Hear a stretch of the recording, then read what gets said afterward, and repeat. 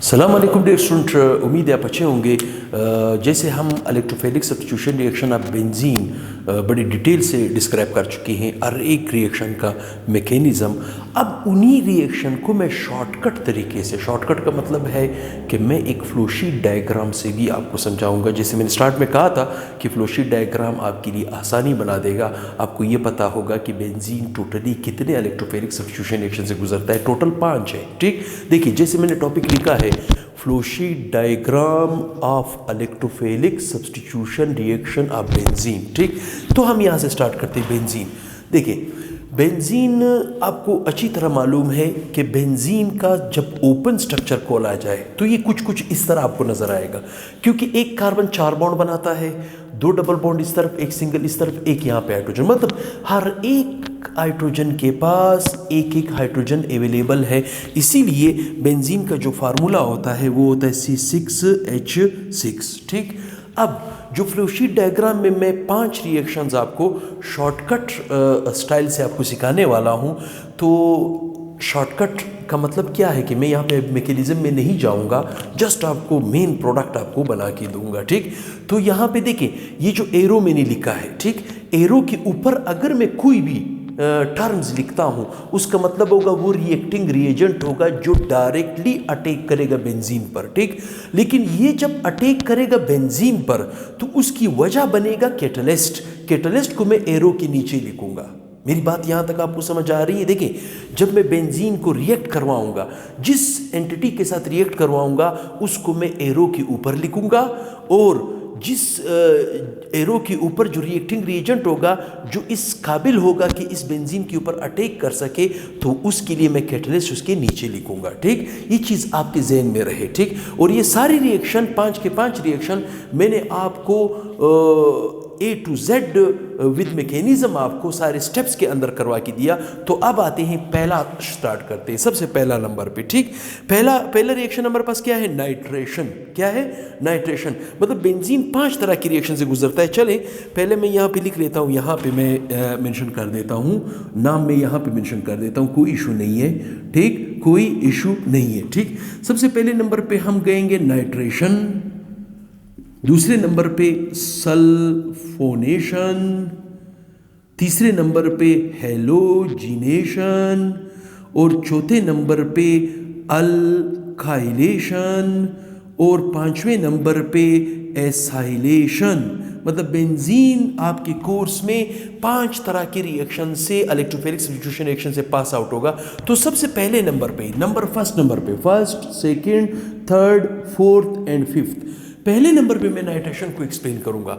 जब मैं पहले नंबर पे नाइट्रेशन को एक्सप्लेन करूंगा तो मुझे पता होना चाहिए कि मैंने रिएक्टिंग रिएजेंट के तौर पे यहाँ पे क्या लेना है? HNO3 नाइट्रिक एसिड लेना है। क्या लेना है? नाइट्रिक। अब नाइट्रिक एसिड बेंजीन के साथ रिएक्शन करेगा तो बेंजीन के किसी ना किसी साइड से, मतलब यहाँ पे हमारी मर्जी चलती है, हम यहाँ से भी H निकाल सकते हैं, यहाँ से भी निकाल सकते हैं। सपोज मैं H यहाँ से निकाल रहा हूँ, ठीक, H निकाल रहा हूं यहां से, तो ये जो रिएक्टिंग रिएजेंट है नाइट्रिक एसिड, ये यहां से H निकालेगा। ठीक, अच्छा, किस चीज की मौजूदगी में निकालेगा? H2SO4 की मौजूदगी में, H2SO4 की मौजूदगी। तो प्रोडक्ट क्या एक्सपेक्ट आप करोगे? ये आपके पास बेंजीन आ जाएगा, ये बेंजीन आ जाएगा। सपोज मैंने बेंजीन का हाइड्रोजन यहां से एस्केप किया है, यहां से एस्केप किया है, तो यहां पे आपके पास नाइट्रो ग्रुप हो जाएगा।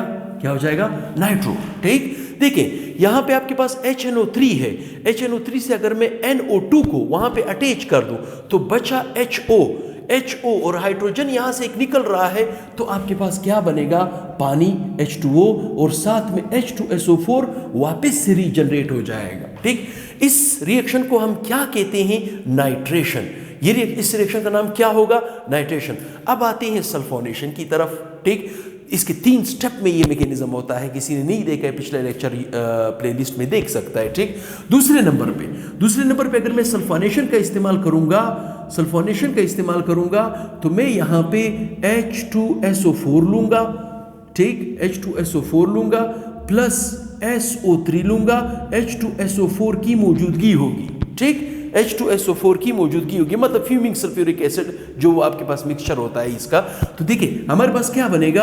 ये बेंजीन है। ठीक, बेंजीन से एक हाइड्रोजन, सपोज मैंने यहां से हाइड्रोजन निकाला तो यहां पे आपके पास ग्रुप आके अटैच होगा SO3H, क्या चीज, SO3H अटैच होगा, ठीक। और वापस से आपके पास जो है जनाब वापस से आपके पास क्या निकलेगा, H2O भी निकलेगा और साथ में H2SO4 भी निकलेगा। इसे हम कहते हैं बेंजीन सल्फोनिक एसिड, ठीक। तीसरे नंबर पे अगर मैं हेलोजिनेशन का इस्तेमाल करूंगा, किस चीज का, हेलोजिनेशन का, तो मैं रिएक्टिंग रिएजेंट के तौर पे हेलोजेंस ग्रुप को लूंगा। हेलोजेंस ग्रुप को, किस ग्रुप को लूंगा, हेलोजेंस। हेलोजेंस हमारे पास फ्लोरीन भी हो सकता है, क्लोरीन भी हो सकता है, ब्रोमीन भी हो सकता है और आयोडीन भी हो सकता है। सपोज मैं क्लोरीन ले रहा हूं, ठीक। लेकिन यहां पे जो मैं कैटलिस्ट लूंगा वो मैं लूंगा लेविस एसिड। क्या लूंगा, लेविस एसिड। अगर मैंने क्लोरीन लिया तो मैं लेविस एसिड ऐसा वाला लूंगा जिसमें एनाइन क्लोराइड होगा। जैसे मिसाल मैं ले सकता हूं AlCl3, क्या ले सकता हूं, AlCl3 या BCl3 या FeCl3 भी ले सकता हूं। मेरे पास यहां पे क्या बनेगा, ये बेंजीन होगा, ठीक। ये क्या है, बेंजीन होगा और यहां पे आके क्लोरीन अटैच हो जाए। सपोज हाइड्रोजन यहां से निकला, ठीक। यहां से हाइड्रोजन निकलेगा तो हाइड्रोजन कहां जाएगा, हाइड्रोजन यहां पे एक HCl के साथ मिलके HCl बना देगा और AlCl3 वापस से रीजनरेट हो जाएगा, ठीक। और चौथे नंबर पे अगर मैं अल्काइलेशन करवाना चाहूंगा तो मैं यहां पे अल्काइल ग्रुप लूंगा। क्या लूंगा, अल्काइल ग्रुप। अल्काइल ग्रुप का मतलब है, सपोज मैंने लिया CH3Cl, क्या लिया, मिथाइल क्लोराइड लिया, ठीक। इसे भी मैं रिएक्ट कराऊंगा किस चीज की मौजूदगी में, लेविस एसिड की मौजूदगी में। और लेविस एसिड के तौर पे मैं एल्यूमिनियम ब्रोमीन, मतलब चले मैं ले लेता हूं फेरिक क्लोराइड। क्या ले लेता हूं, फेरिक क्लोराइड। ये रिएक्शन मैंने बड़े डिटेल से एक्सप्लेन किया, किसी ने नहीं देखा है पिछला लेक्चर वो देख सकता है। तो मेरे पास यहां पे क्या बनेगा, बेंजीन होगा, ठीक। सपोज मैं हाइड्रोजन यहां से निकाल रहा हूं, तो यहां पे आ जाएगा CH3। ये वाला जो क्लोरीन है ये बेंजीन के हाइड्रोजन से मिलके क्या बना लेगा, HCl प्लस, और आपके पास वही कैटलिस्ट वापस से रीजनरेट हो जाएगा। इसे फ्लोशीट डायग्राम कहा जाता है कि सारे रिएक्शन एक ही मुश्त आपके पास होंगे, ठीक। अब आते हैं पांचवी की तरफ, एसाइलेशन। एसाइलेशन के तौर पे हम एसिड एलाइड ग्रुप लेंगे। क्या लेंगे, एसिड एलाइड ग्रुप लेंगे। सपोज मैंने लिया CH3 डबल बॉन्ड OCl, मतलब इसे हम क्या कहते हैं, इथेनॉइल क्लोराइड। इसके लिए भी हमें कैटलिस्ट क्या यूज करूंगा, लेविस एसिड। क्या इस्तेमाल करूंगा, लेविस एसिड। सपोज मैं लेविस एसिड के तौर पे AlCl3 ले रहा हूं। क्या ले रहा हूं, AlCl3 ले रहा हूं मैं, BCl3 भी ले सकता हूं, ठीक। तो मेरे पास क्या बनेगा, ये जो एसाइल ग्रुप है, ये वाला एसाइल ग्रुप कहलाया जाता है, ठीक। ये डायरेक्टली आपके पास बेंजीन के साथ अटैच हो जाएगा। सपोज वो यहां पे अटैच हुआ, एसाइल ग्रुप, ठीक। एसाइल ग्रुप यहां पे अटैच हुआ तो पीछे क्या बचा, क्लोरीन। जो बेंजीन से निकलने वाला हाइड्रोजन होगा वो आपके पास HCl बना देगा और साथ में आपके पास catalyst as it is generate हो जाएगा।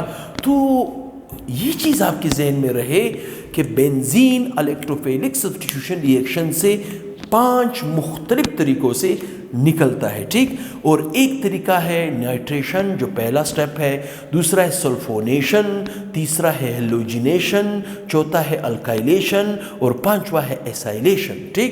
एसाइलेशन, अब गौर से सुने, मेजर प्रोडक्ट कौन सा है, नाइट्रेशन में मेजर प्रोडक्ट होगा नाइट्रोबेंजीन, ठीक। और सल्फोनेशन में मेजर प्रोडक्ट होगा बेंजीन सल्फोनिक एसिड, ठीक। और हेलोजिनेशन में आपके पास मेजर प्रोडक्ट होगा क्लोरोबेंजीन। मेजर प्रोडक्ट कौन सा होगा, क्लोरोबेंजीन। और अल्काइलेशन में आपके पास मेजर प्रोडक्ट होगा टोलीन, या जिसे हम मिथाइल क्लोराइड कहते हैं, ठीक। एसाइलेशन में आपके पास मेजर प्रोडक्ट होगा एसिटिफिनोन, ठीक। मतलब ये सारे, जैसे नाइट्रोबेंजीन है, बेंजीन सल्फोनिक एसिड है, क्लोरोबेंजीन है, टोलीन है, एसिटोफिनोन है, ठीक। ये सारी चीज़ें मैं यहाँ पे आपको 1 by 1 लिखवा के दे चुका हूँ, ठीक। जैसे नाइट्रोबेंजीन आपके पास ये रहा, ठीक, ये रहा। बेंजीन सल्फोनिक एसिड आपके पास ये रहा, ठीक। और इसी तरह क्लोरोबेंजीन आपके पास ये रहा, ठीक। और आपके पास टोलीन आपके पास ये रहा, ठीक। और एसिटिफिनोन आपके पास ये रहा, सिफिनोन आपके पास ये रहा। किसी ने स्क्रीनशॉट लेना हो तो कैमरामैन उसको मौका देगा। इसे हम कहते हैं flowsheet diagram of electrophilic substitution reaction of benzene ring. मैं समझता हूँ इलेक्ट्रोफिलिक सब्स्टिट्यूशन रिएक्शन आपके। अब गौर से याद रखिए, यहाँ पे बेंजीन के साथ एक ग्रुप आके अटैच होता है, बेशक वो एक एटम का हो, या बेशक वो एटमों की ग्रुप का हो। जब बेंजीन के ऊपर एक ग्रुप अटैच होगा, ऑलरेडी अटैच होगा, ठीक, तो वो बेंजीन के अंदर एक अजीब व गरीब करंट पैदा करने की कोशिश करेगा, जिसे हम कहेंगे एक्टिवेटेड या डीएक्टिवेटेड ग्रुप, ठीक। वो बेंजीन को एक्टिवेट भी कर सकता है, 100 टाइम्स एक्टिवेट कर सकता है, और वो बेंजीन को 10 मिलियन टाइम्स डीएक्टिवेट भी कर सकता है। तो मेरा नेक्स्ट लेक्चर आपके पास एक्टिवेटेड ग्रुप का आएगा, वो भी मैं आपको समझाऊंगा, डीएक्टिवेटेड ग्रुप का भी आएगा, वो भी समझाऊंगा। फिर उसके बाद मैं ओरिएंटेशन सिखाऊंगा कि आने वाला ग्रुप, अगर बेंजीन एक्टिवेटेड ग्रुप है तो आने वाला ग्रुप कहाँ पे आके लगेगा, और डीएक्टिवेटेड ग्रुप में कहाँ पे आके लगेगा। तो मेरे 4 लेक्चर और इस चैप्टर के अंदर रह गए हैं, तो इंशाल्लाह बहुत ही जल्द वो मैं आपके सामने लाऊंगा। तो दुआ में याद रखें, चैनल को ज़्यादा से ज़्यादा शेयर करें और सब्सक्राइब किया करें, अपने दोस्तों के साथ ज़्यादा शेयर करें, लाइक दिया करें, अच्छे कमेंट्स दिया करें। इंशाल्लाह केमिस्ट्री में आपके लिए बहुत ही ईजी करने वाला हूँ। अल्लाह हाफिज़।